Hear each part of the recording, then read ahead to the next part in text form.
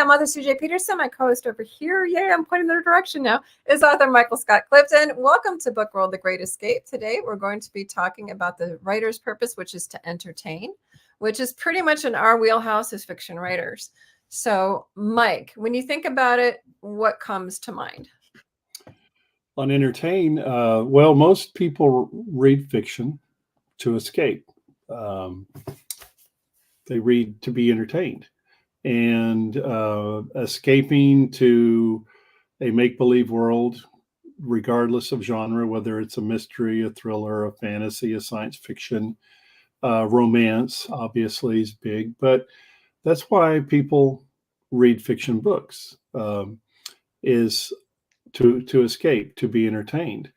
And sometimes books are humorous, and they have a great deal of humor in it. And laughter is the old adage is laughter is the best medicine. It makes you feel better. So I think that the most successful authors, again, we're speaking about it, the fiction world now, are those who are very good at that, CJ, about entertaining their readers. Definitely grabbing a hold of them, keeping a hold of them. Right. Before we dive wholeheartedly into it, starting next week, thanks to a scheduling conflict of my issue regarding school, we're going to be moving Book World to 4 p.m. Central Time. So those listening, those watching, please make sure to adjust your time calendars to 4 p.m. Central Time, 5 p.m. Eastern Time. How was your week, Mike? We've had a busy week. It's been, the week after, week and a half after Christmas, all the things you did to get ready for Christmas, you're having to go back and put up and get back to normal and get back into the swing of, normal life. And so it's, we've been probably busier since New Year's than we did before New Year's. So, there's a lot, with everybody, normal life, when the new year rolls around, there's so many things that you have to either renew or take care of for the coming year. And of course, again, you're having to put up, get past Christmas and have, everything put back up and get back into a normal routine, however one defines normal. And so we've had a real busy week, and it's not over yet. It's only halfway through. Still got a lot to do this week. You have something going on Friday. What is that? So I was nominated, and I will, by the Chapel Hill Independent School District Hall of Fame Committee, to be among 3 of their inaugural Hall of Fame members. Yay. And so we will have the initial induction this Friday at 5:30 at the school. At halftime of the, actually between the girls' varsity game and the boys' varsity basketball game, all of the Hall of Fame members, there are 3, Linda Alston, myself, and Melissa Bratton, will be recognized at halftime of the basketball game. And then before that, we have a dinner and recognition that'll be also held at the school. And I'm real honored by it. I spent all 38 of my years in public education at Chapel Hill, and never wanted to go anyplace else. And I love the school district and the people there. And it's been my great pleasure to be able to see the school grow and go from a very tiny little K-8 school to over a high school with over 1,000 students now, K through 12. Nice.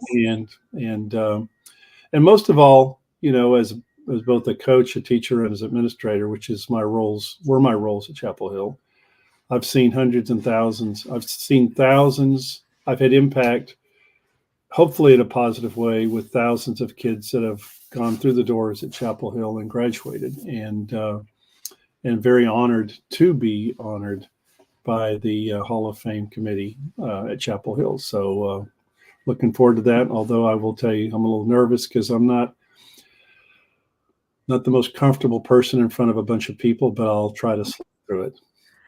Sometimes I wonder if it has something to do with our height, because you're tall, I'm like 5'11", so it's when you're in front of people, like we are in front of people, like we stand out in a crowd. So Right. sometimes that makes you feel a little self-conscious and awkward. So I get it. George Smook says, "Hi, CJ, Mike." So Hello. George. So my week has been fun. We have put all of Christmas away. But we're gearing up for college, which is where we realized the scheduling mishap. Because it's hard for me to schedule classes when I'm supposed to be live on a podcast. So that's the reason for the schedule change to 4 o'clock next Wednesday. So again, I own that. Mike is being very gracious and being flexible. So hopefully you all will join in on that and be flexible with us. We will still be on Wednesdays, but we're going to be Wednesdays at 4 p.m. Central Time.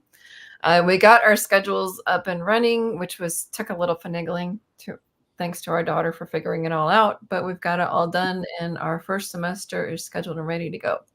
So we're super excited. I will be doing forensics investigation and psychology are going to be my majors. So as I told your wife, nothing else, I'll have great cannon fodder for being an author. So lots of material to learn. So definitely looking forward to it. So speaking of being an author, material to learn, we're going to be talking today about the writer's purpose, which is to entertain. When we go to look at entertaining text can be happy, sad, or even spooky, but their primary purpose is to draw the reader into the story. You have to be really good at spinning a tale enough to not just hook them in the beginning, but to keep them throughout the entire storyline. The stories will make you laugh, hold the audience's attention, keep a reader in suspense. It's used to show theme, event, or story for enjoyment. George says, "I want to invite all authors to join on Facebook, San Leon Bay Area authors." So go ahead and join that group. I'm part of that group. So it looks like it's going to be a fun bunch. So for entertaining, it's used to show a theme, event, a story for enjoyment. Readers' expectations. And this is where it kind of differs a little bit from, say, nonfiction, because nonfiction, they're going to usually get information. When it comes to readers' expectations for entertaining, they expect action, emotion, a world filled with events that couldn't possibly happen in their lives, or they may. They want characters that they can identify with, that they can pretend to be. They want to hold the character. They want bold characters who act in ways the reader can only imagine trying. That's kind of the basic idea of fiction a lot of times. You know what I mean? And the genre that readers are familiar with or that they like is important to reader expectations as well. Mm-hmm. If you're writing in the romance genre, then obviously there needs to be romance. Mm-hmm. If you're writing in science fiction genre, then obviously you need science fiction, filled with machines or technology or inventions or even kind of like space operas, where you're on spaceships and things like that, and and so each genre I think has its own defined area in which readers expect to be entertained. Mm-hmm. And I think the worst mistake, and I've made this mistake, I'll have to admit, I think the worst mistake a writer can make is to not know who their audience is, Mm-hmm. and to publish a book which they promote in a genre which really doesn't fit in that category. Mm-hmm. And there's not a faster turnoff for readers than writing a book and promoting it, particularly in a genre that it does not belong. So you have to know your audience and their expectations. And again, entertainment is what they're looking for, but you got to give them the kind of entertainment that they want. And I've made that mistake. It was one of the first mistakes I made as an early writer. Is in my head, I thought I knew what the genre was, CJ, Mm-hmm. but I didn't know enough about the writing craft or even genres in general to know that they're not all lumped in the same category. They actually do have well-defined um, parameters that the readers expect. George points out they must have a villain. You have to have that good versus evil sort of deal going on. You have to have some sort of a conflict, Yeah, whether it's a human villain or whether it's a situational villain. You could almost interchange entertain for escape. A lot of times, my yeah. second one, they want to imagine themselves as a stronger or braver or more talented than they had occasion to be in the non-fictional world. They want to solve the puzzle, expose the murderer, be the femme Right, fatale, right. and fall in love with. That I'll fall in love with. And we've all got those characters. Years ago, one of the writers' conferences I went to, I've mentioned this before, but it still sticks in my mind. There was a writer from the Houston area who wrote steamy romance. Hmm. Okay, and her hook was it was in a particular, obviously romance, but had to do with profession like firefighters or cops or something like that. But what she said was, it's always stuck with me, is you know don't hold yourself back when you're writing, uh, in terms of what you're giving the reader, because they are looking to escape. Hmm. That's what they want to do. They're looking to escape, Hmm. and it's hard to go too far in terms of how you write, in immersing the reader into whatever story or world that you have them in, because in that blurb that we've seen, oftentimes the reader's putting themselves into that world. Okay, they're imagining themselves in those situations, Hmm. and that is it's a classic definition of escapism, projecting yourself into a situation. Well, I know that when I write, I kind of write it as if I'm watching a movie. And Hmm. so it has to have the action, it has to have the adventure, it has to, those are all elements that are in all of them. There's a little bit of romance, there's a little bit of this, a little bit of that. So there's all sorts of spices, I guess we could Hmm. say, of story elements that are kind of mixed in an entire thing that create a whole world. Our world is not two-dimensional. So our stories should not be two-dimensional.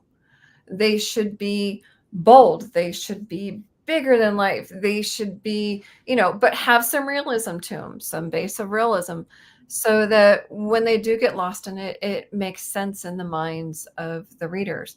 Sometimes I've read some stories where they get so outlandish. I'm like, no, that's even a little too far for me. You kind of gotta make sure that, yeah, while you're entertaining, you kind of keep that element of realism within it as well, because otherwise you will lose your reader. It'd be very. It has to make sense. Mhm. Exactly. It has to make sense. I mean, yeah, you're right. I think too that when the movie analogy that you made was excellent, because that's kind of the way I write. It's like, the film's unspooling in your mind, and you're writing what you're seeing as if it was on a movie screen. And Mhm. I think that's an excellent analogy of how to write in a way that readers can immediately relate to, because they're seeing the same thing. Mhm. And that's the challenge, don't you think, CJ? Is a lot of times in your head, you know what the story is, but getting it on paper in a way that you can present it to the readers the same way that it's unspooling in your mind, Mhm. um, is not always, well, it's not, it isn't easy, at least not for me. Right. And there's the elements of, the five senses that helps immerse a reader. Make sure to hit all the five senses as you're setting up a scene. Now, don't just use them as check marks. Kind of let them flow through the scene so it's a natural and how they do it. When you're writing the story, make sure that there's a sense flow to it. Do the whole show, don't tell. You're showing them, like the movie, you're showing them what's going on. You're not telling them what to feel. You're not telling them what to see. You're showing them what the characters are seeing and what they're doing. And it's up to them to make that movie flip in their head. we could probably talk on a number of different book world episodes if we wanted to about how much description is too much or how much is too little. But if you have to err on the side of too much, because again, as you say, you're telling the story, you're showing the story, not telling it, and showing takes more verbiage than Mhm. telling. Well, and once you have that scene in there, when they go back to wherever they're going, the reader's already got it in their head because they've got all five senses. Say it's a fire station. You're going to have probably cement brick walls. So they're going to run their fingers along the wall. You're going to have like a showcase with different articles and trophies and stuff like that, because I'm sure there's competitions between the firehouses. You're going to have that smell, that slight fire smell through everything that's going to be in there. There's going to be chemical smells. There's going to be a workout room, so you know what that smells like. There's all sorts of different things that you're going to smell and that you're going to see, but you only have to do it once if you set it up right. Exactly. And again, when I was first starting out writing, the biggest mistake I made was not knowing my audience Mm-hmm. and who I was writing for and who would read my books. Another mistake, I think, when we're talking about entertaining as part of the role of an author in writing their books for readers, to entertain the readers, is promoting personal or political points of view Mm-hmm. that are completely extraneous to the story and basically are just being put in there because they represent the author's political or personal points of view. Now, if they have something to do with the story, obviously that's not, I mean, you would include those. But I've read, and I think we all have, in fact, I'm reading a book now where the author is not shy in promoting political viewpoint, which I may or may not agree with, because I think that's beside the point. What is the point is that's not part of the story. Mm-hmm. Um, it's being put in there, and it becomes extraneous. And matter of fact, what it does, it distracts from the story. Now, what a lot of readers will do, and again, I've talked with others. People, we've both been doing this long enough. You know what I'm talking about. It's that a lot of times the readers just put the book aside. I'm just not going to read that anymore.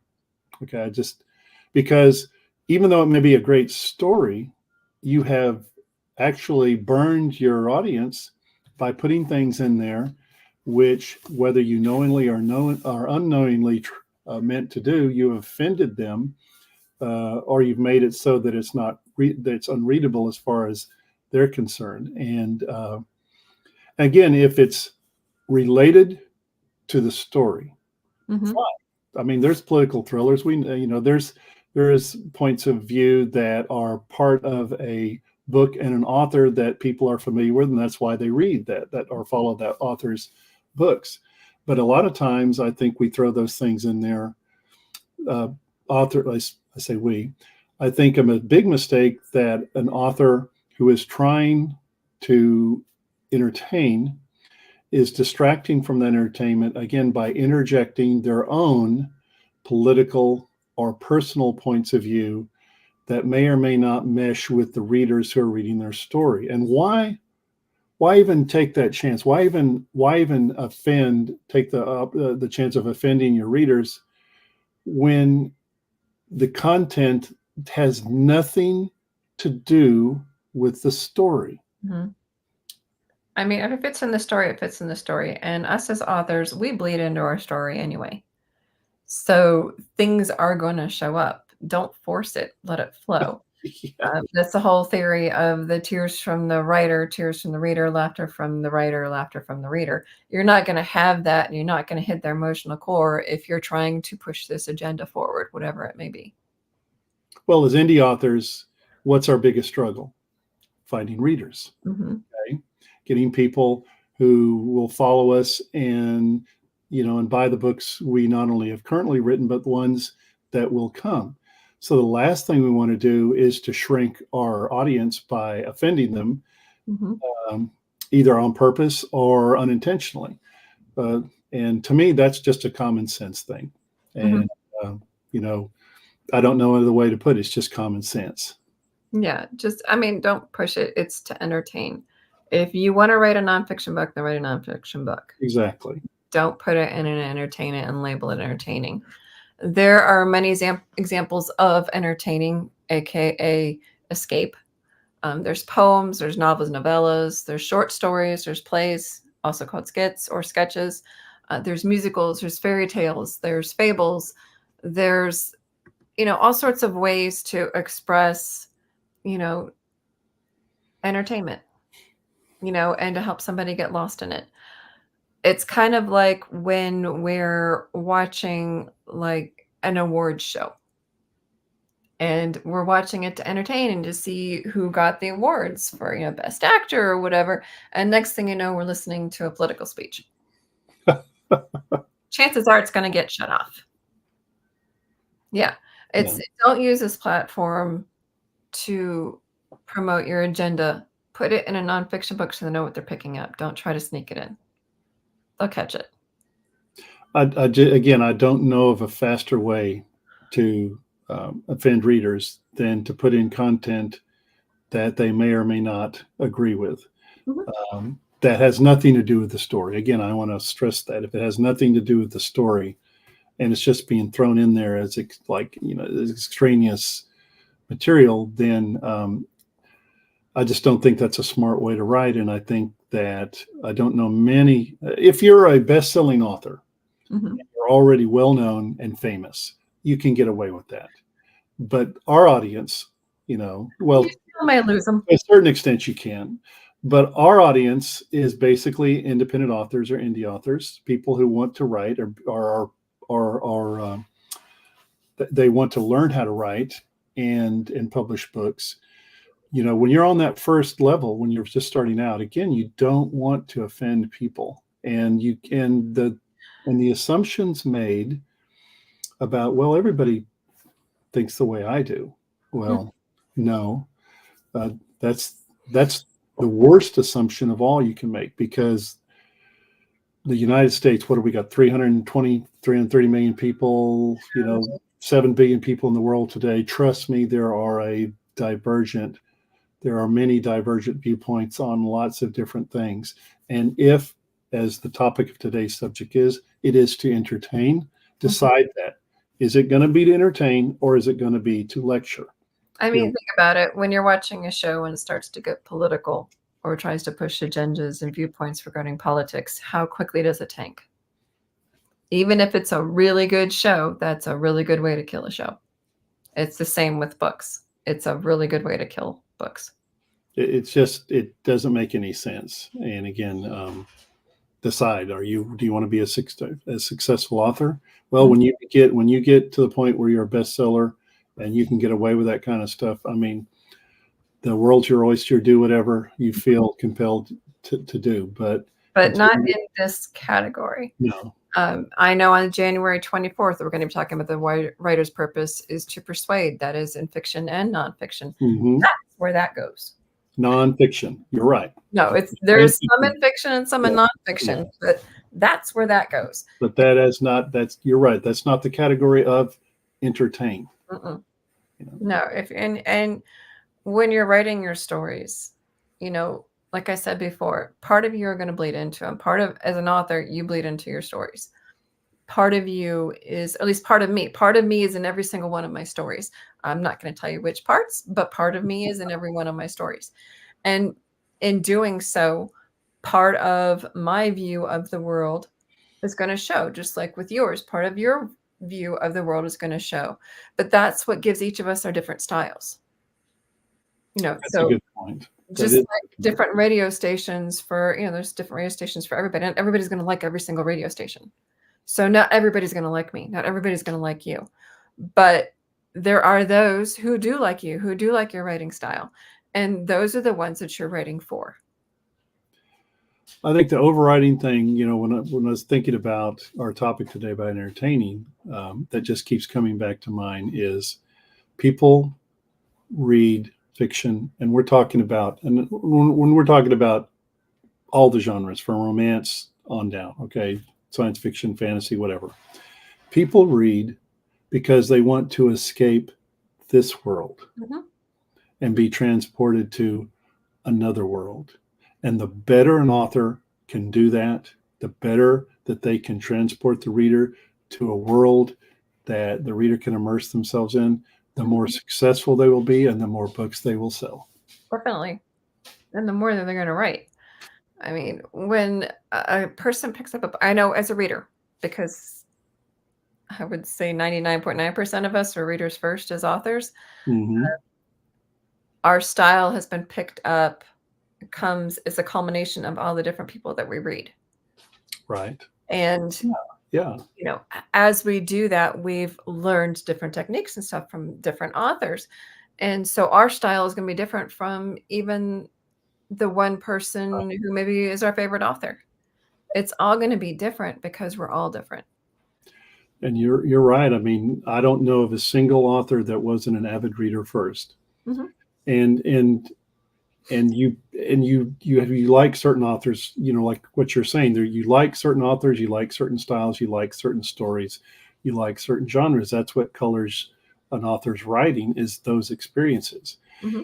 And I have to say that true, our own personal experiences, growing up and through life, they tend to color the way we write as well. And there's no way to escape that. And that's not what I'm saying when I say don't interject personal or political viewpoints. I'm saying don't let that be the driver behind the story, because again, people want to be entertained. They want to escape this world that kind of stuff drags them back into. I mean, maybe expose them into a world that they've been interested in, but they've never tiptoed in. Add that little bit of element to it. Right. And, and then there are some who that is their world.